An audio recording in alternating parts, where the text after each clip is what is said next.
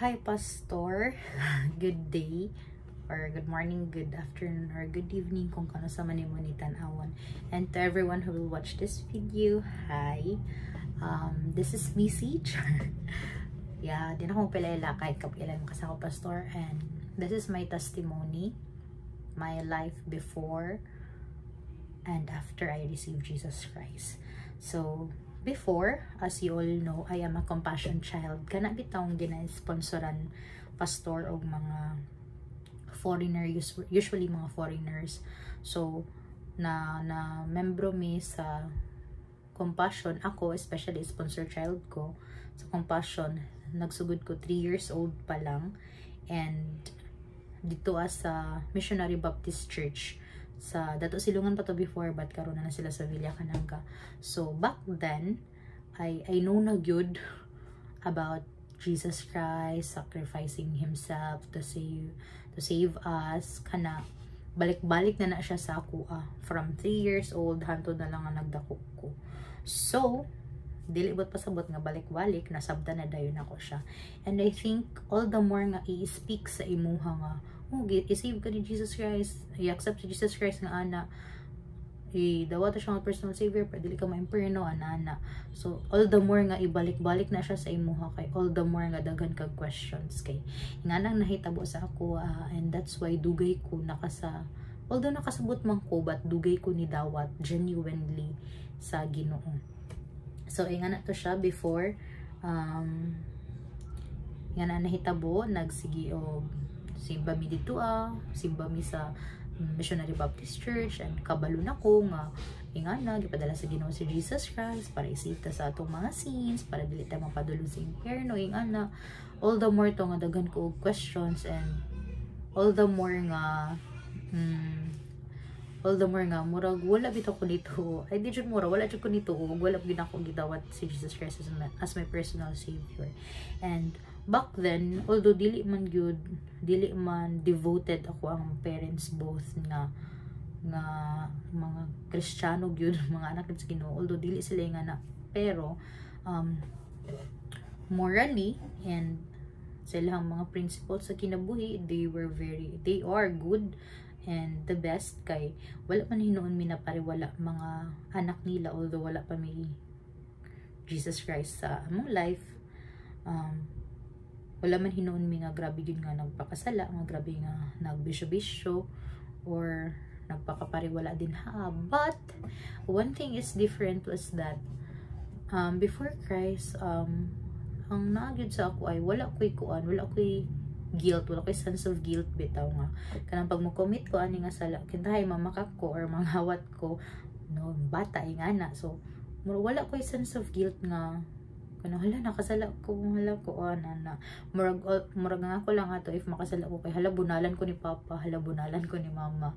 Ingana ra to siya. So ingana nakatry ko og inom, pero ako nagtry sa sigarilyo. Nakatry ko ginom dayon mga mamakak, very common up until now. There are mga circumstances na mamakak na siya mamakak ko, ingana dayon mangilad, manguto-uto, magtubag-tubag sa parents, kusugay ko magtubag-tubag before kay maldita gid kayo ko. Dayon I am really insensitive when it comes to words. Parang tanan ako nga mga thoughts kay ako ang ginaingon diretsyo without weighing kung maka sakit ba ko og tao or dili. So ingan akong life before, and then balik-balik ra. Although dili mi Katoliko, pero free me to this me before. So every Sunday natatak na jud sa akong utok nga manimba gyud mi, pero lagi pagabot pa lagi sa church ang ako ra pong kuan dito kay na may playground. So mutakas ko sa mong Sunday school kay para lang matong playground. So basically wala jud ako nasabtan tanan, although na ako idea kanang kasabot ko sa idea, pero wala na bud sa point na genuinely or gidawat yun ako si Jesus Christ.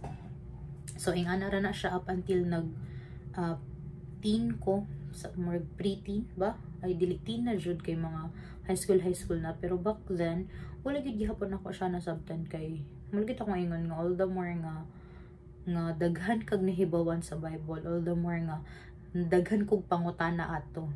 Unya dili siya ma-answer, or maybe kanang ako nga tubag tapos dili siya mao, ana siya mo nang wala. Not until 2017 came, sa 2012 na nabalhin mi sa Lighthouse Baptist Church sa Coco Grove pa lang, because kay si mama manggod na invite ni Auntie kinsa pa to, Auntie Lina, ay Auntie Nina, something ana. Basta si Auntie na invite siya dito sa Coco Grove, and ganahan man si mama kay free ang transportation. So dili na may magsigyo pliti-pliti. So mo na ang murag pinaka-advantage o pinaka-murag attractive para kang mama ato nga time. Mo nang gidala mi niya tanan dito kay libre lagi ang transpo. So 2012 nakabalhin na mi sa Lighthouse. Very helpful gid po dong Lighthouse up until now sa ako. Kadto nga time, although sa ako nga sa Sunday school pa lang, ikan kang Kuya Noel, kang Ate Apple, o kang Kuya Dwight, and hantod na lang nabot kang Ate Ging. Kadto siya, although daghan kog nasabtan, honestly daghan kog nasabtan ato nga time sa about salvation, but wala ko nakadawat ka Jesus Christ. Wala na ko siya na personally nga genuinely, heartily, as in 100% yun. Wala jud, as in kung kuan mo compliance ra to sa ako okay, let's pray, let's kana bitong repeat after me nga prayer nga gidawat na ko si Jesus ana. So ingana wala gid to siya, wala to tanan. Although nagpaka feeling save lang ko kakuan ka ng pastor kada. We all know nga a carnal Christian is not a Christian at all. Kay kanang nagpakasala ra lagi, nagpakadayon nagsala.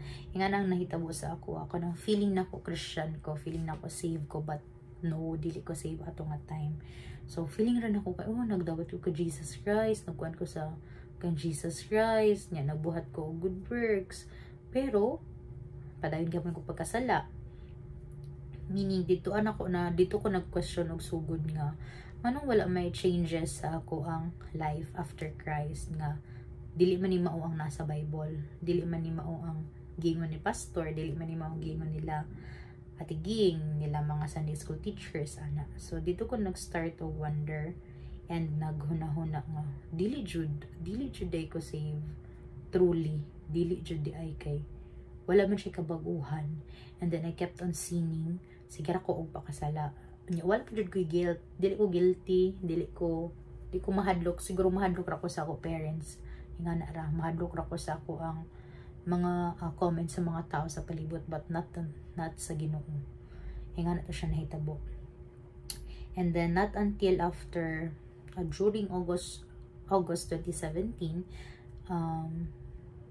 daghag ko sometimes kay murag say tawagan na kanang kuan kayo ang mga story or ang mga testimony sa uban kay kanang murag kuan kayo kanang amazing, kuan kayo transitioning kaayo nga kana bitong gikan sila sa nay mga big events sila na save, o kaya kanang by someone na inspire ani, and then nasabtan ana ingana daghag mga testimony nga ingana. But ang sako ang testimony kay para bitong murag overtime lang unya accumulated nga learnings nimo sa tanan gikan pa sa sugod, kay wala to siya ordinary day lang, wala koy kuan, walay nag-preach, walay nag message, wala ko na inspire or sa badina murag working of Jesus Christ, working of the Lord ra gyud nga by that time naghilak jud ko, nagampo nga gusto ko kabaguhan sa akong kinabuhi, gusto ko I know nga dili ko genuinely save, dili jud ko anak sa Ginoo, kay walay changes ako alive. So gihilak na ko na siya sa Ginoo, gilodhan jud na ako, naghilak ko, nagampo ug giingon nga dawaton gyud ako si Jesus Christ as my Lord and Savior. And kadto nga time nga nasabtan ako gyud tanan nga di jud ko save. And from then on, kadto nga moment, dito na ko na-realize nga ay from then on nga na-save ko, dito na dayon ang after ato nga prayer, dito na dayon nagsugod ang changes sa akong life. Or although dili man siya one snap or one evening or one night lang siya nga kuan nga changes nga dali ra dayon pagkaugmay nga na, but I know in my heart nga 100% gidawat yun ako si Jesus Christ that time. So after ato, one thing nga na-enjoy kabaguhan was that naa ang sense of guilt sa ako because naman ang Holy Spirit sa ako mo na siya ang katang akong mo na siya akong murag timailhan. Ako ang murag proof nga save gid ko kay na ang Holy Spirit sa ako So from then on, kabalo na ko mo distinguish unsay right and wrong, although not literally, but kabalo na bitaw ka nga this will glorify the Lord and this will not glorify the Lord ingana. And then from then on po mas samot na ko nga nag-focus, di man nga nag-focus, but nag-dedicate sa ko ang time, nag-alat og time para sa Ginoo, naging active sa church, nag-active sa children's ministry, sa choir, sa nag-engage og any kind of worship, nag-attend og mga camps or mga uban pa ana. Although dili man jud kabalo man jud nga dili lalim ang Christian life, so the same ra pud sa ako dili man all the time nga mahimayan ako ang Ginoo, nagyapan ko yung mga shortcomings, nagyapan ko yung lapses kay as a human nature ana na siya. So kana, but I am glad sa 1 John 1:9 nga salon gyapon ta sa Ginoo despite sa tanan, and I am able na pod karon nga mas mag-focus bitaw sa mga dili vain nga mga butang in which is winning souls. And kana siya, although moto ko ingon nga dili man nagyapon kay mga shortcomings kay dili man ko permanente and dili man ko consistently labi na karon, nagyapoy times akong kinabuhi nga kanang mura kang mawala ka ana bitaw mawala ka, but I am blessed beyond blessed yun nga na ko yung mga tao na reach out yun sa ako na ay mga panggamiton ng Ginoo nga makapush sa ako nga magpadayon yun. Labi na nga ron nga ni pastor nga ni nga sistema para saan dugay ko nakapasa sa ako ang testimony. It's because naglisod ko og balance sa ako ang academic life, sa ako ang spiritual life, but murag ang nagkulang jud ko sa ako ang commitment diha sa Ginoo to focus more on things na heavenly things, dili ning mga temporal, dili ning mga wala lang. So mao to siya, although I think ang mga tao siguro sa ako ang kinabuhi ma-identify man nila unsa ang mga changes nga nahitabo sa ako after na ko na-receive si Jesus Christ. Although mugawas gihapon usaya ato ang human nature, masuko man ta,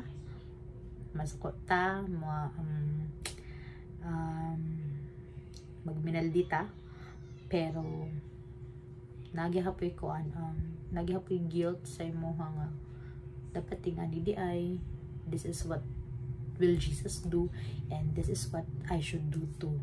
Kay ang pinaka main goal man yun nato sa taong life is to be Christ-like and to live nga mahimaya gid ang Ginoo sa atua. And I think that's all lang. Sorry pastor if katag-katag ako mga istorya because raw lang ni siya, no edit, and muna ni siya. Thank you and have a good day.